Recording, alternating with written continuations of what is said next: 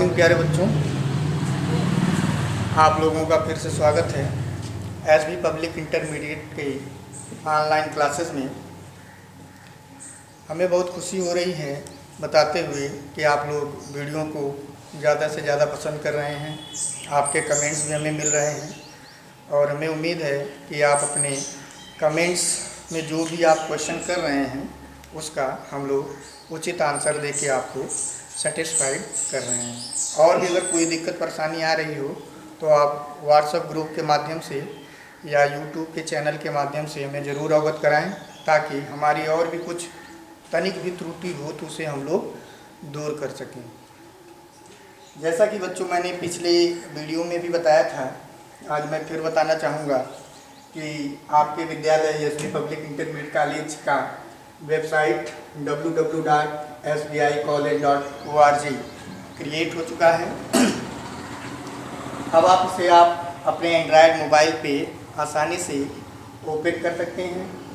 Open करने पर आपको विद्यालय से संबंधित जितनी भी जानकारी हैं, जितनी भी एक्टिविटीज़ हैं, जितने भी ऑनलाइन कक्षाएं चलाई जा रही हैं, सब के बारे में आपको जानकारी एक ही प्लेटफॉर्म पे आपको मिल जाएगा। और साथ ही साथ इस समय लॉकडाउन के दौर में संभव नहीं है कि आप विद्यालय आ सकें, विद्यालय में जाके एडमिशन ले सकें। इसलिए आप इस वेबसाइट के थ्रू घर पे बैठे ही अपने एंड्रॉयड मोबाइल के द्वारा इस वेबसाइट को ओपन करके ऑनलाइन एडमिशन भी ले सकते हैं। ऑनलाइन एडमिशन लेने के लिए उसमें फॉर्म ऑलरेडी उसमें फिलअप है, मतलब ऑलरेडी आपको फॉर्म जैसे ही वेबसाइट ओपन करेंगे एडमिशन करने के लिए तो आपके सामने स्क्रीन पे वेबसाइट आ जाएगी आप फॉर्म का, और उस फॉर्म को आप भर के आसानी से उसको आप सबमिट कर देंगे तो आपके एडमिशन की प्रक्रिया पूरी हो जाएगी। तो हमें उम्मीद है कि आप इस लॉकडाउन के दौर में घर से बाहर नहीं निकलेंगे और घर बैठे ही अपने सभी पठन पाठन के कार्यों को अच्छी तरह से अपने मोबाइल के द्वारा कर पाएंगे। आइए शुरू करते हैं। आज का टॉपिक परावर्तन तथा अपवर्तन के भाग 5 में अवतल दर्पण द्वारा प्रतिबिंब का बनना। इस वीडियो में हम लोग अवतल दर्पण से प्रतिबिंब कैसे बनता है इसके बारे में स्टडी करेंगे।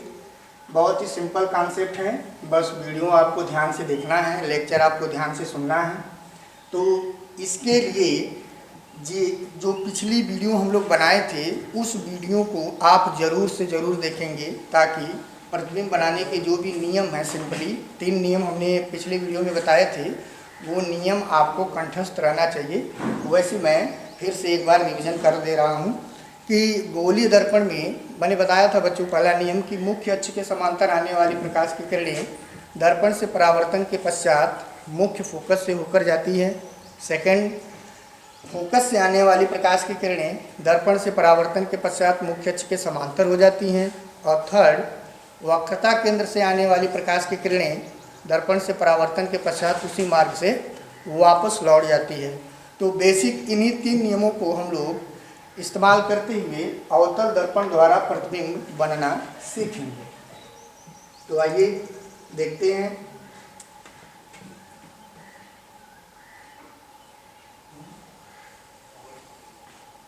ये हो गया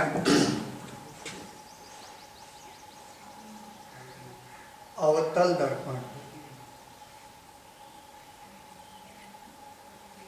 पहले कॉन्सेप्ट को समझ लेते हैं, इसके बाद बारी से बारी उसके जितने भी पोजीशंस में, जितने भी स्थिति में हम वस्तु को रखकर बारी बारी से बताएंगे।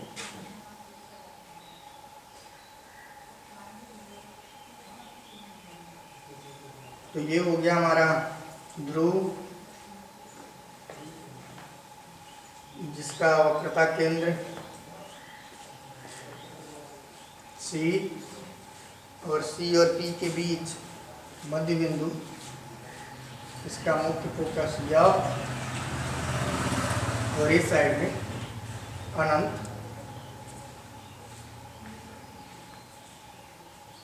थोड़े पर करेंगे। तो कितनी सारी स्थितियां हैं, इन स्थितियों के बारे में हम लोग बात करेंगे। कि वस्तु को कहाँ कहाँ रखेंगे तो उसकी इमेज कैसी बनेगी और कहाँ बनेगी अवतल दर्पण में, ये हमें जानना है। तो पहला है बच्चों, यदि वस्तु अनंत पर रखी हो, कहाँ हो, अनंत पर,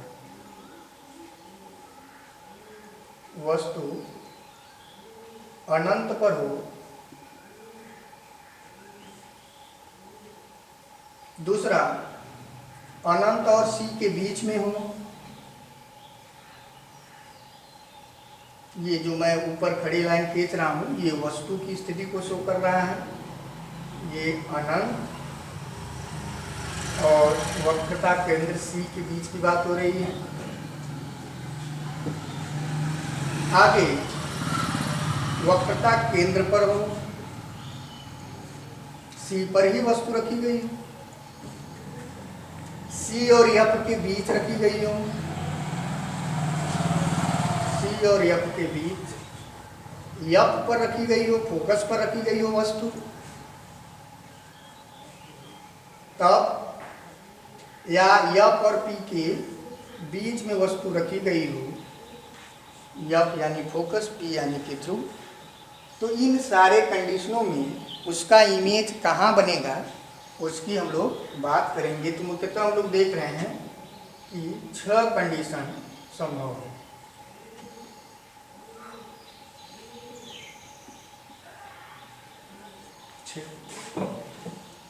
तो पहला कंडीशन, जब अवतल दर्पण के सामने वस्तु अनंत पर रखी गई हो तो उस केस में उसका प्रतिबिंब कहाँ बनेगा, कैसा बनेगा, इसके बारे में बात करेंगे। तो फर्स्ट, जब वस्तु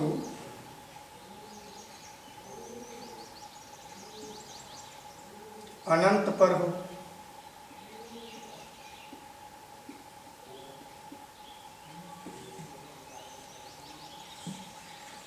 प्रकाशिक ऑप्टिक्स यानी कि फिजिक्स के प्रकाश के चैप्टर में हम लोग अनंत की जब बात करते हैं बच्चों, तो ऐसा माना जाता है कि वस्तु से आने वाली किरणें समांतर हो, यानी जहाँ से किरणें समांतर आती हुई प्रतीत हो रही हैं उस स्थान को या उस जगह को हम लोग अनंत मानते हैं। जब वस्तु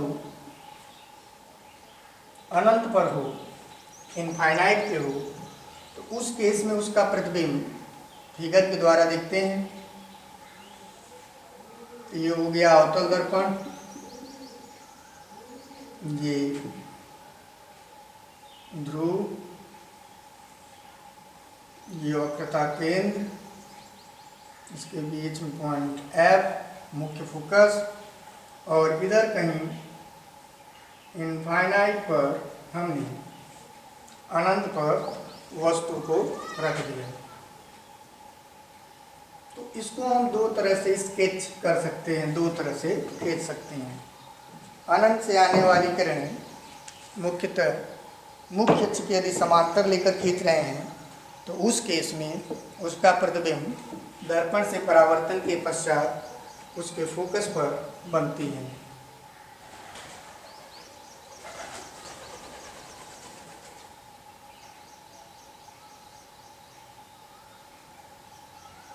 ये समांतर किरणें मुख्य अक्ष की आने वाली किरणें, तीर का निशान। होमवर्क में हम ज़्यादातर देखते हैं बच्चे यह गलती करते हैं कि किरणों के केस में वो तीर का निशान सही रूप से नहीं लगाते। आप सही तरीके से तीर का निशान लगाएंगे तभी आपका चित्र परफेक्ट माना जाएगा। अब इस केस में हमने नियम पढ़ा है कि मुख्य अक्ष के समांतर आने वाली किरणें फोकस से होकर जाती हैं, तो फोकस से होकर सभी किरणें जाएंगी।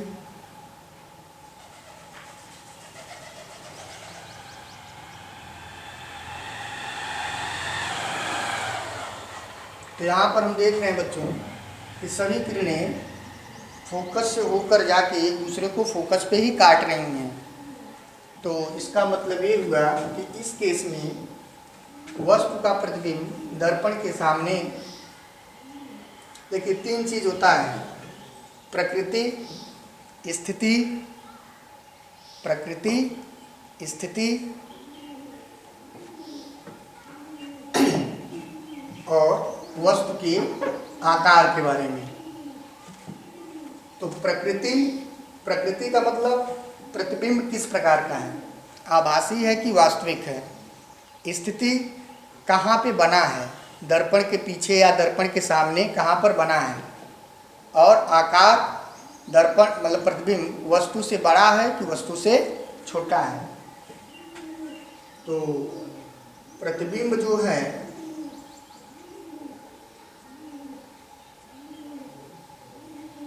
बिंदु प्रतिबिंब प्राप्त होता है। बिंदु प्रतिबिंब का मतलब बहुत छोटा प्रतिबिंब।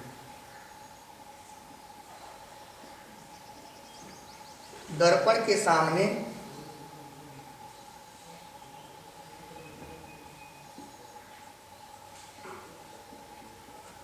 मुख्य फोकस पर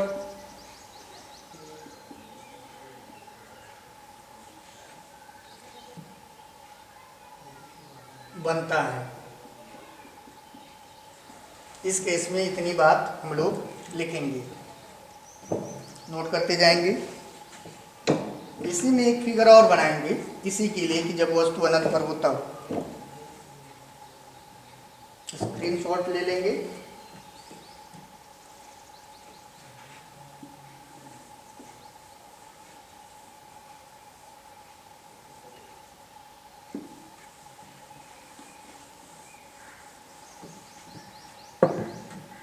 जब वस्तु अनंत पर हो तो इस तरह से भी हम लोग फिगर ड्रा कर सकते हैं।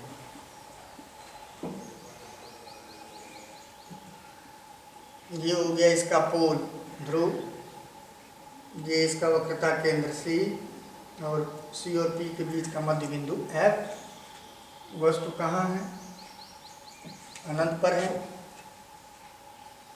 इस केस में हम लोग मुख्य अक्ष के समांतर यदि लाइन न खींचें तो तब कैसे प्रतिबिंब बनाएंगे उसको देखेंगे। यहाँ पर दो किरणें गुजारेंगे बच्चों, नियम आप याद रखेंगे।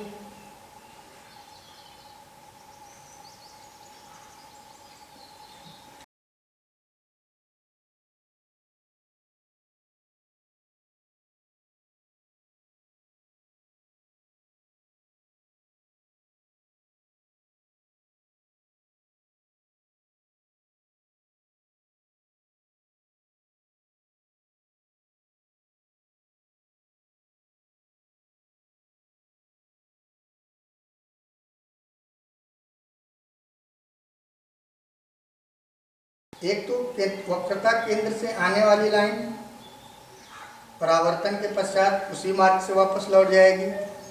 दूसरी फोकस से आने वाली किरणें,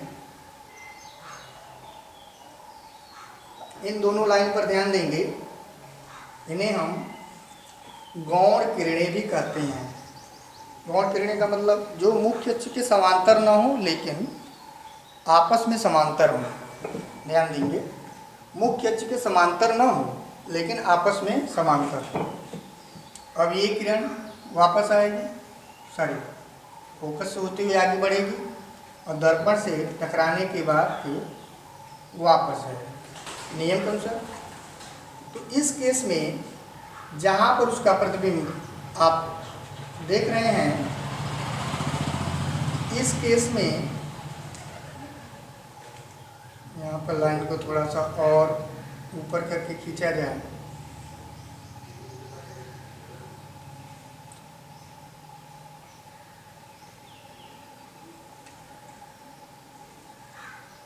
ऐसे। तो एक किरण आई वक्रता केंद्र से, परावर्तन के बाद टकरा कर वापस उसी मार्ग पर लौट गई। दूसरी किरण उसके फोकस से होकर आई और फोकस से आने वाली किरणें दर्पण से परावर्तन के बाद मुख्य अक्ष के समांतर हो जाती है। तो आप देख रहे हैं दूसरी लाइन समांतर है और ये दोनों किरणें दर्पण से परावर्तन के पश्चात इस पॉइंट पर कट करता है यहाँ पर। तो इस प्रकार अनंत पर रखी वस्तु का प्रतिबिंब फोकस तल पर बनता है। पहले वाले केस में क्या था, ठीक फोकस पर बनता है बिंदु प्रतिबिंब, तल में नहीं। तो यहाँ पर इमेज के बारे में हम बहुत सारी बातें कह सकते हैं। कि प्रकृति क्या है। प्रकृति का मतलब आभासी है कि वास्तविक है। तो वास्तविक प्रतिबिंब उल्टे प्रतिबिंब होते हैं वस्तु के सापेक्ष। तो यहाँ पर आप देख रहे हैं ये उल्टा प्रतिबिंब है, तो यह वास्तविक है। तो प्रतिबिंब की प्रकृति कैसी है? वास्तविक उल्टा। कहाँ बना? स्थिति की बात करें, दर्पण के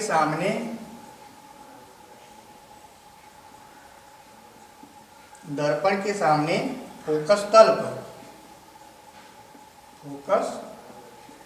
पर आकार कैसा बना? छोटा बना कि बड़ा बना?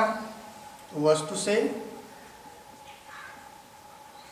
बहुत छोटा। प्रकृति कैसी है? वास्तविक उल्टा है। स्थिति कहाँ है? दर्पण के सामने फोकस तल पर। आकार कैसा है? वस्तु से बहुत छोटा। ये सारी बातें उसके प्रतिबिंब के बारे में बात हो रही है।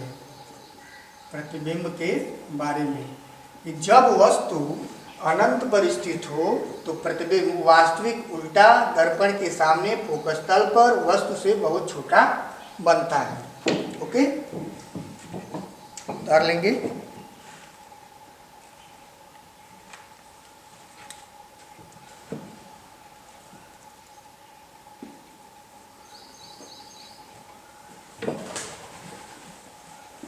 अब चित्र में अपने सेकेंड पोजीशन पर आते हैं कि दर्पण में सेकेंड पोजीशन का मतलब बच्चों कि अब वस्तु को यदि हम अनंत और वक्रता केंद्र के बीच रख दें, इसलिए मैंने उस फिगर को बना लिया, आप उसको रेफर करते रहेंगे। तो सेकेंड, जब वस्तु अनंत व वक्रता केंद्र के बीच स्थित हो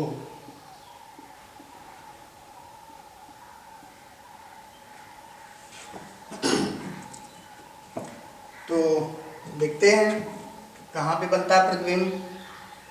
तो स्केच कर लें। ये हो गया हमारा अवतल दर्पण। अवतल दर्पण को हम लोग बार बार इतनी बार बनाएंगे तो आपके दिमाग में इसका फिगर एकदम क्लियर हो जाएगा।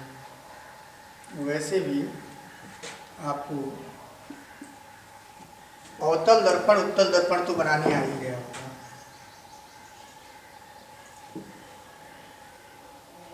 वक्रता केंद्र फोकस। अब हम बच्चों वस्तु को कहाँ ले रहे हैं? ये हमारी वस्तु है। वस्तु कहाँ है? अनंत और वक्रता केंद्र के बीच। बीच का मतलब ठीक मध्य बिंदु नहीं, बीच में कहीं भी ले सकते हैं। अच्छा, तो नियम, एक किरण मुख्य अक्ष के समांतर खींचते हैं। नियम कहता है ये कहाँ से जाना चाहिए? फोकस से। और सेकेंड, वक्रता केंद्र से एक लाइन ड्रा करते हैं।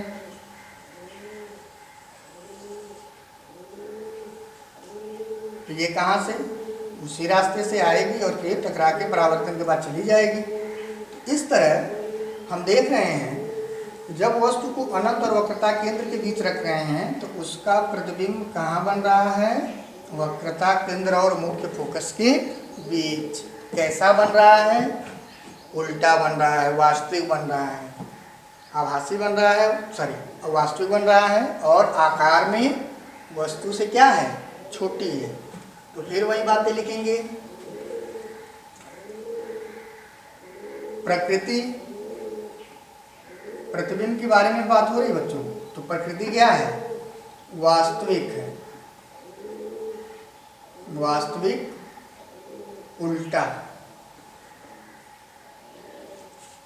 स्थिति,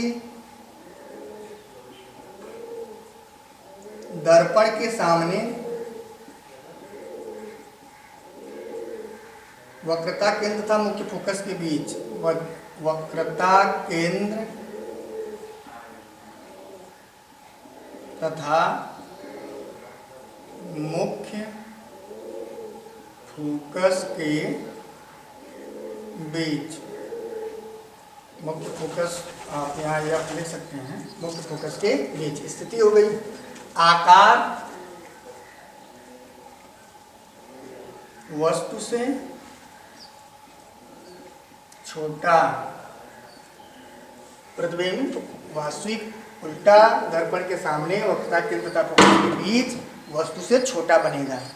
जब हम वस्तु को अनंत और वक्रता केंद्र के बीच में रखेंगे तब हमें प्रकृति, स्थिति और आकार प्रतिबिंब के बारे में इस तरह से मिलेगी। नोट करते रहेंगे। अच्छा, इसमें कुछ और थोड़ी सी बात समझा रही बच्चों। ध्यान रहे, प्रतिबिंब बनाने के जो नियम है, स्केच करने के जो नियम है, जरूरी नहीं है कि आप इसी तरह से ही बनाएंगे। बहुत सारे तरीके हैं, वैसे भी बना सकते हैं। ये थोड़ा सा देख के बता दें आपको, इसको स्क्रीनशॉट ले लें।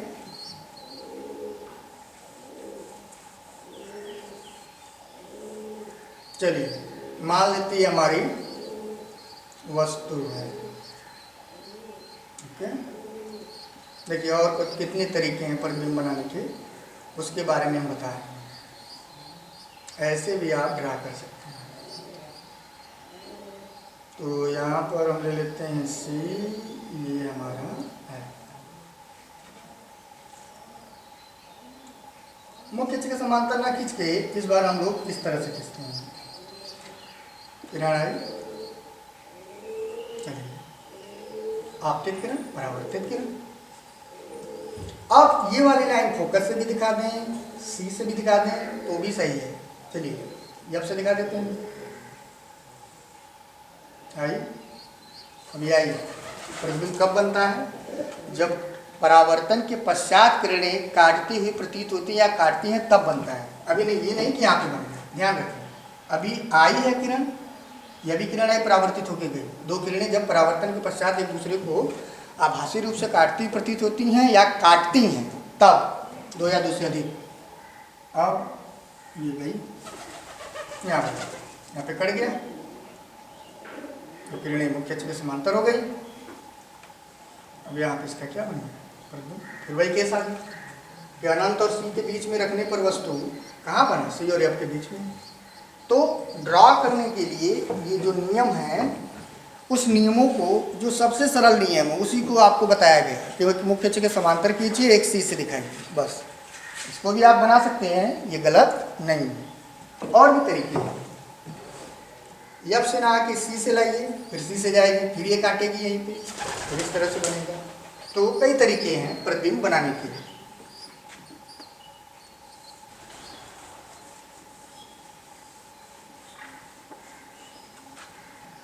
आगे थर्ड, अब वस्तु कहाँ है? सी पर ही। जब वस्तु वक्रता केंद्र पर ही स्थित, वक्रता केंद्र पर स्थित हो, देखते हैं। ये हो गया हमारा अवतल दर्पण, ये हो गया हमारा दर्पण का ध्रुव, मुख्य अक्ष,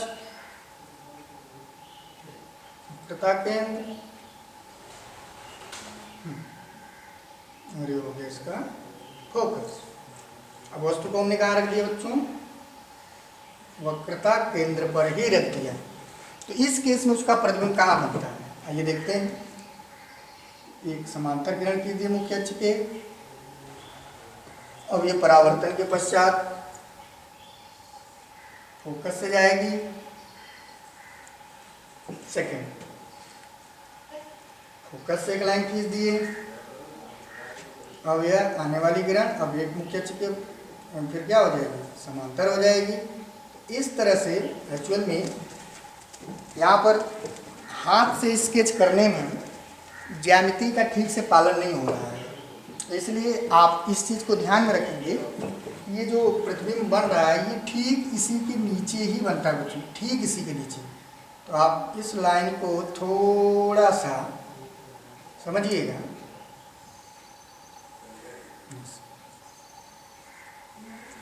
देखिए तो इस केस में जब वस्तु को वक्रता केंद्र पर ही रखा जाए तब प्रतिबिंब के बारे में क्या क्या जानकारी मिलती है।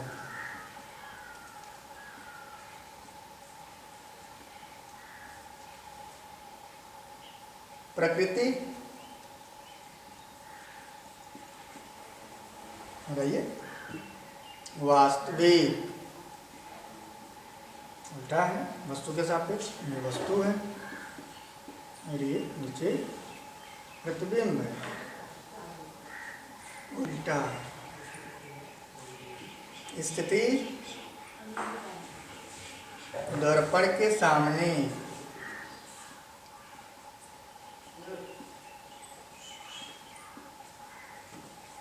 वक्रता केंद्र पर, वक्रता केंद्र पर आकार वस्तु के बराबर, जितनी बड़ी वस्तु होगी उतना बड़ा प्रतिबिंब बनेगा। ठीक है, और कर लेंगे।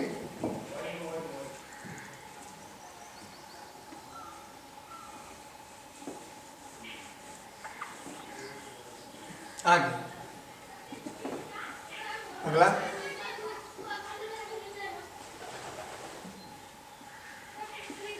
चौथा, जब वस्तु को वक्रता केंद्र और फोकस के बीच में रखें, जब वस्तु C तथा F के बीच में स्थित हो, जब वस्तु C तथा F के बीच में हो, उस केस में प्रतिबिंब देखते हैं।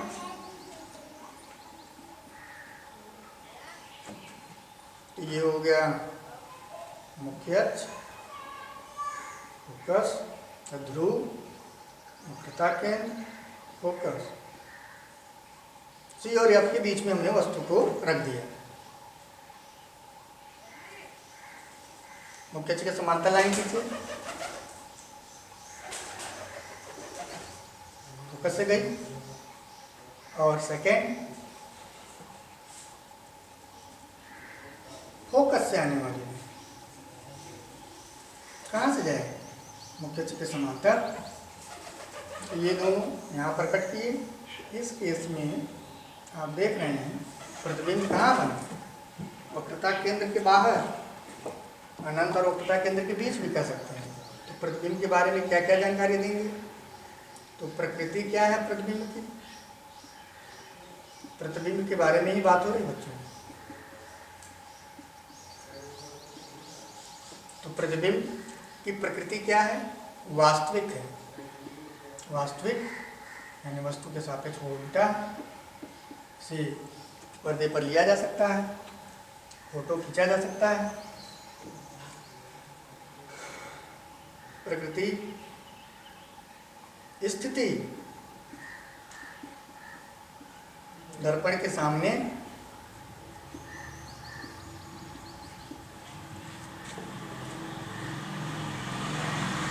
अनंत व वक्रता केंद्र के बीच,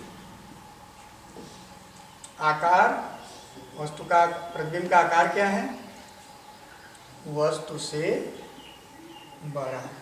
इस केस में प्रतिबिंब वस्तु से बड़ा होता है।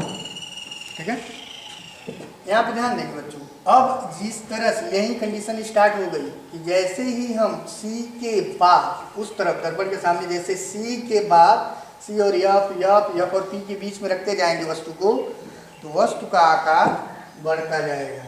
यानी कि वस्तु को हमें प्रतिबिंब वस्तु के सापेक्ष बड़ी मिलेगी, और वास्तविक मिलेगी कि आभासी मिलेगी, इसको हम लोग चित्र से समझेंगे। नोट कर लेंगे।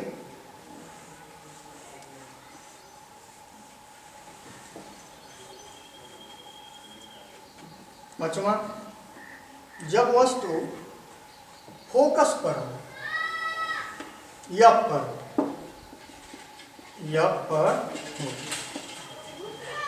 जब वस्तु F पर हो, जो कंडीशन की बात कर रहे हैं, उस केस में प्रतिबिंब कहाँ बनेगा देखते हैं। तो ये हो गया मुख्य अक्ष, ध्रुव, वक्रता केंद्र, फोकस। तो फोकस पर ही वस्तु को रख दें तो नियम वही, एक मुख्य अक्ष के समांतर खींचते हैं, ये दर्पण से परावर्तन के पश्चात फोकस से ऊपर जाएगी। सेकेंड, वक्रता केंद्र से खींच देते हैं, या यहाँ से भी ऐसे खींचेंगे तो भी आपको दिखेगा। यहाँ से किरणें आएंगे तो उसी के समांतर हो जाएगी, ऐसे खींचेंगे तो उसी के समांतर हो जाएगी। हम ऐसे भी खींच दे रहे हैं।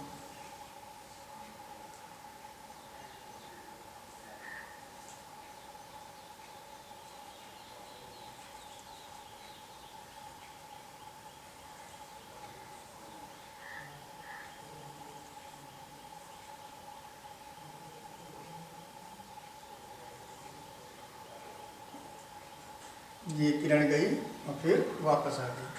तो ये जो किरणें पीछे की तरफ जो हमने किरण खींची है, ये किरण डाइवर्ट हो जाएगी। डाइवर्ट का मतलब फैलती है, पीछे उसको मिलने का कोई चांस नहीं है। सर यहाँ पर डाइवर्ट नहीं होगी बच्चों। स्टेप ये जो पहले मैंने खींचा था उसी के अनुरूप ये किरण ठीक इसी के क्या होगी, पैरेलल होगी, ये समांतर हो जाती है। तो समांतर होने का मतलब ये मिलेंगी कहाँ, इनफाइनाइट, अनंत। तो इस केस में वक्रता केंद्र जब फोकस पर प्रतिबिंब वस्तु को रखी गई हो तो वस्तु का प्रतिबिंब अनंत पर बनता है। प्रकृति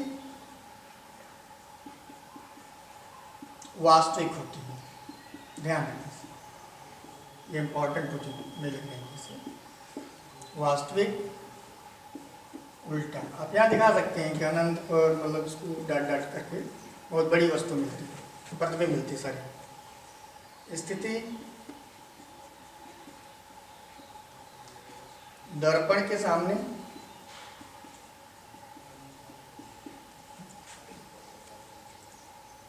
अनंत पर,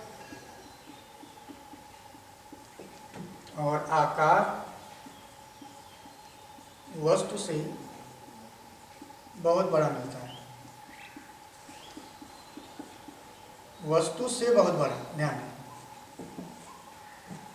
जब वस्तु को हम फोकस पे रखेंगे तो प्रकृति जो होगी प्रतिबिंब की वह वास्तविक होगी, उल्टी होगी। स्थिति दर्पण के सामने अनंत पर होगी और आकार में वह वस्तु से बहुत बड़ा होगी। लास्ट कंडीशन, छठा, जब वस्तु एफ व पी के, एफ यानी मुख्य फोकस, पी यानी कि ध्रुव के बीच स्थित हो, देखते हैं।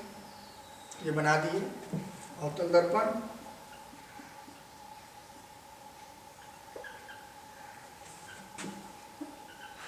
ये ले लिए इसका मुख्य अक्ष, ये हो गया ध्रुव, ये हो गया इसका वक्रता केंद्र, ये हो गया फोकस। वस्तु को कहाँ रखें हम लोग, एफ और पी के बीच।